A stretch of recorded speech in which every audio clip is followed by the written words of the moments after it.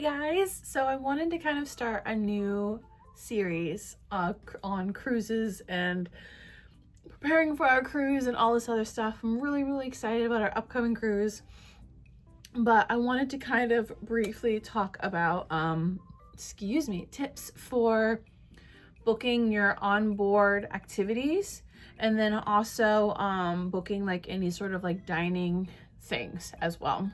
So when you're about roughly 90 days out, and it'll completely depend on where you are in the Castaway Club loyalty program, or if you've cruised ever before, because the more cruises that you've been on for Disney, basically the earlier times you get to book different things, or you get free opportunities to do certain things.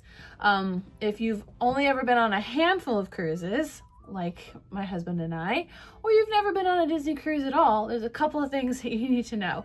So onboard activities and dining experiences and excursions and things, all of those availabilities will be something that you book online ahead of time. You do not have to pay for them when you book them. It's very similar to when you book a dining reservation in a way, for like Disney World or Disneyland. You can book it, you have a certain time until you have to cancel. Most of the activities, from what I've seen, you have 24 hours, but it'll say in the like little more learn more drop down menu, it'll say specifically on how long you have until you have to cancel your reservation or you'll be fined.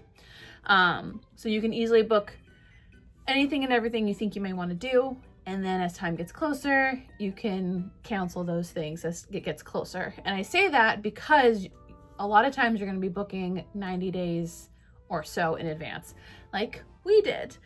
We recently booked some of our activities, and there were a lot of things that I learned. I laugh about it because there were a lot of questions that I had leading up to it, and then I eventually learned the hard way about certain things.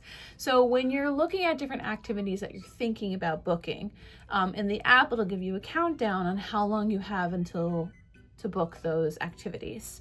If you book a cruise past that point, past your 90-day point, you're going to be able to book things automatically. So let's say you book a cruise within 90 days before the cruise is actually going to happen, you can book your activities immediately after you've finished paying for the cruise.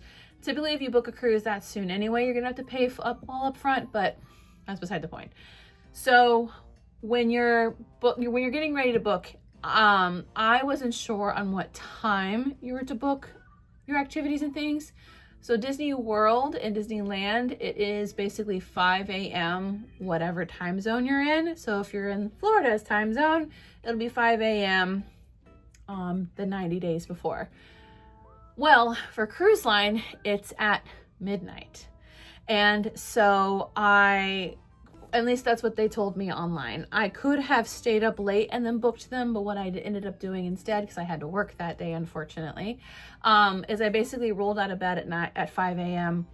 and started scrolling and just started like half sleepily booking things. And some of the things I'm glad that I did, because certain things filled up rather quickly.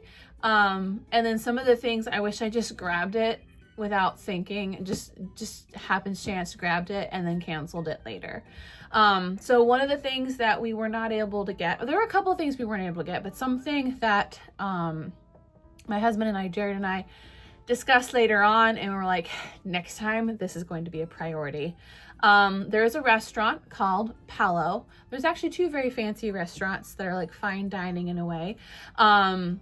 And there's Palo and an Enchante, I believe is what they're called. Those typically happen at dinner. Now, if you've never been on a Disney cruise, Disney Cruise Line has a rotational dining experience. Basically, that means that they have a specific restaurant you are assigned to eat at. Excuse me. And every night it's a different place, and that meal is included in your cruise. Enchante and Palo are an additional price. So that was the first reason that Jared and I weren't going to sign up for it, because we just thought it would be kind of pointless in a way, because we like the dining experiences. We don't want to skip out on that. and we don't want to pay more for something that we've already paid for. We don't want to pay for more food when we already have food included. So we decided that we weren't going to do that. From what I've seen, a lot of cruisers who have been like many times and have eaten at the same restaurants many times and want to do something different, they'll book Palo or Enchante. But we're not tired of it yet, so we decided we weren't going to do that. That said, they have a brunch, which I did not realize was a thing. I should have, because I had seen many cruise vlogs about it, but I just didn't put two and two together. I just thought the sun was up, and I was like, oh cool, the sun is up, and it's not nighttime, and they're having dinner. They have brunch. They have brunch on your sea days only, so if you have a longer cruise, you'll have multiple opportunities. If you have a shorter cruise, you'll only have one day you'll be able to book it.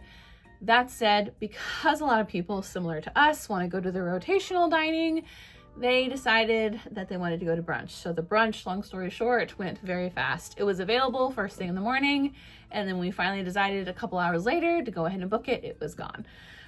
So that was kind of a bummer. A lot of things that also went pretty quickly that I was surprised is there's a lot of like rum, whiskey, champagne, beer tastings, as well as a number of different mixology classes that you can take.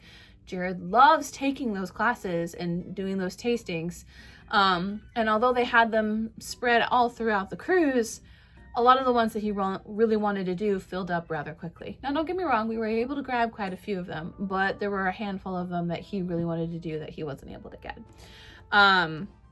I don't know if we got up any easier or any earlier, if that would have helped, but I have a feeling that because we were part of the Silver Castaway Club and there's two above us, that they probably were already gone before we even got there. That said, I wanted to throw this out there. When you're in the second tier, I cannot remember what it's called off the top of my head. I think it's Platinum. You basically get like a $50 gift card to go to Palo, to encourage people to go to Palo. So I can assume a lot of cruisers who have that tier and above probably go to Palo often, which is why it filled up so quickly. So if you're silver or a first time cruiser, if something's gone, that's probably why. That's why it's so important to get on there and book whatever you can. I'm trying to think of what else went quickly. The boutique surprisingly was still available for a lot of different time slots, as what, like the Bibbidi Bobbidi Boutique, that is. You can do the Bibbidi Bobbidi Boutique on the cruise. It's not more expensive. You get more things on the cruise than you would, say, in the parks. They have more merchandise and things that they give you that's exclusive to the cruise line. So although it may look like it's more expensive, it's not. It's a very different experience, and if you've never been to the boutique, highly recommend you do it. I know I'm biased on that, but I digress. That said, they have the Pirate Makeover, the Pirate Bibbidi Bobbidi Boutique that you can do. We were able to get, as far as I could tell, there's still plenty of opportunities there. That's something that adults can do. Adults can't do the Bibbidi Bobbidi Boutique Princess and Knight and Captain experience, but they can do the pirate experience. So if you've ever wanted to do the boutique and you're too old, maybe do a pirates one. That kind of also spoiled the surprise of, you can see Ruben right over there. That kind of spoiled the surprise of what day is Pirate Night as well. Because they only do the pirate experience on Pirate Night. I'm trying to think of what else.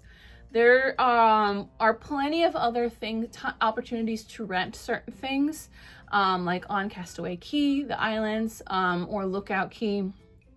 They have boats and things, not boats, like bikes and things that you can rent, and other activities that you can rent that you kind of book ahead of time. The cabanas were practically completely full. They have cabanas on the islands that you can book. They're super expensive, but if you have like a large family of like 5 or more, they're a really good deal because you get like the exclusive little space and you get water and all this other stuff and like a personal server essentially to help serve you, which is really cool. I highly recommend doing your, just like everything else, I highly recommend doing your research just like you are right now on all the different excursions that they are. There's a lot of content out there for all the different ports that you can visit on a Disney cruise, with many different vloggers who have done several different experiences. I know one that I've been watching a lot of is the Tim Tracker vlogs. He literally, I watched all of his Castaway Key vlogs, and because it's the same island with the same excursions more or less, but he does something different almost every single time.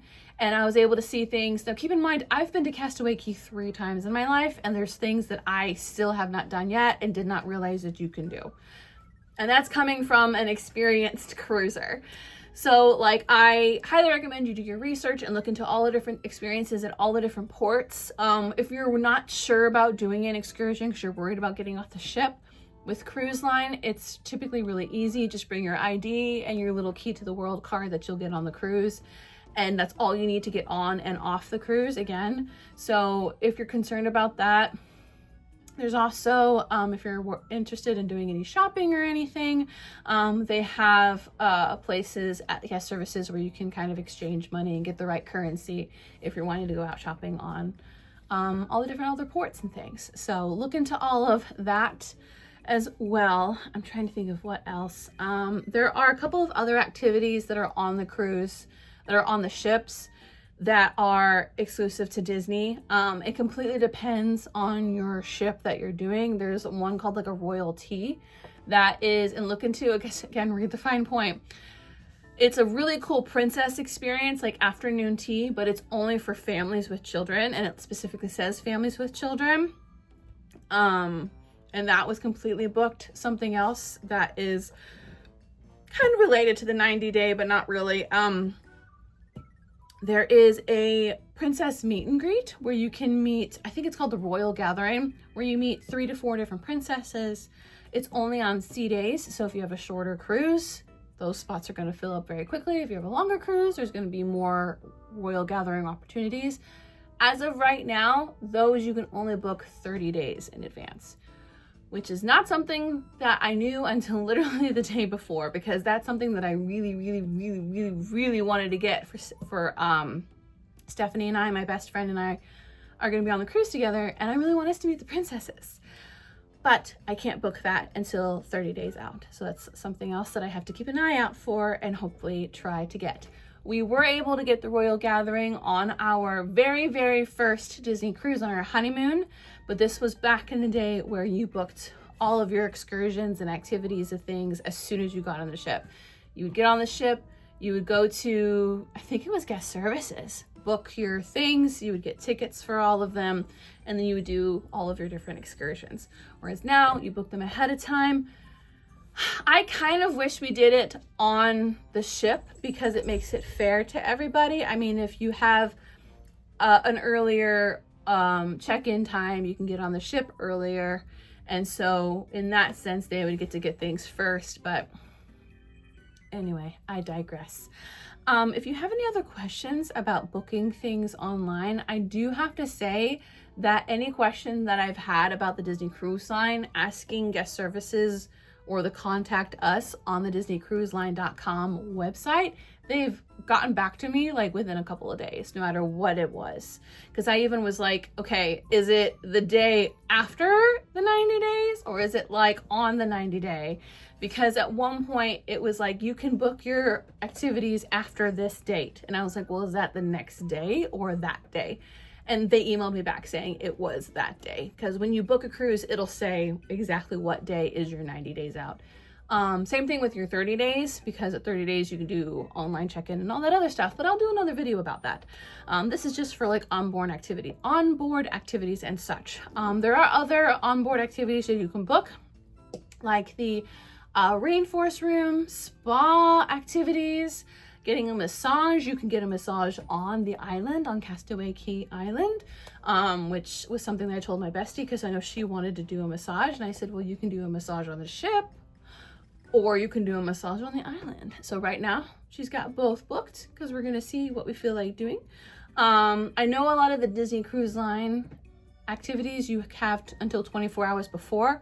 I have a feeling we're going to end up having everything set, planned like the day before we go on the cruise. There wasn't anything on the first day that we wanted to do on embarkation day, which is very different from our short cruise that we had on the Wish. So depending on how long your cruise is, they might have a lot of activities going on just in your one tiny little weekend. The longer they may have more opportunities, but there may not be as many per day.